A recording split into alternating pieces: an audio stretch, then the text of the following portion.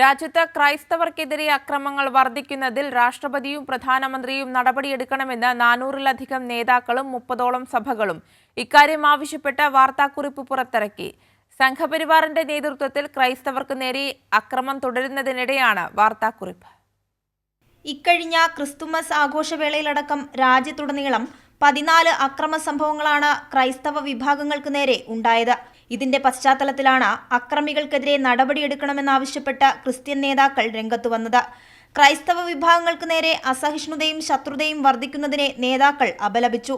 2024 ജനുവരിക്കും നവംബറിനുമിടയിൽ രാജ്യത്ത് ക്രിസ്ത്യൻ വിഭാഗങ്ങൾക്ക് നേരെ 720 അക്രമ സംഭവങ്ങൾ ഉണ്ടായതായുള്ള ഇവാഞ്ചലിക്കൽ ഫെല്ലോഷിപ്പ് ഓഫ് ഇന്ത്യയുടെ കണക്കുകളും 760 കേസുകൾ രേഖപ്പെടുത്തിയിട്ടുണ്ടെന്ന യുണൈറ്റഡ് ക്രിസ്ത്യൻ ഫോറത്തിന്റെ വെളിപ്പെടുത്തലുകളും നേതാക്കൾ ചൂണ്ടിക്കാണിച്ചു.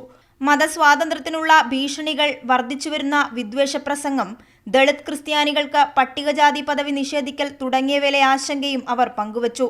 360 പള്ളികൾ തകർക്കപ്പെട്ട മണിപ്പൂരിൽ സമാധാനം പുനഃസ്ഥാപിക്കണമെന്നും നേതാക്കൾ ആവശ്യപ്പെട്ടിട്ടുണ്ട്.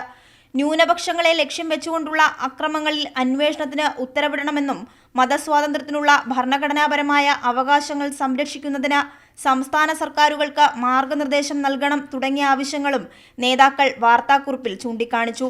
കൈരളി ന്യൂസ്, ദില്ലി.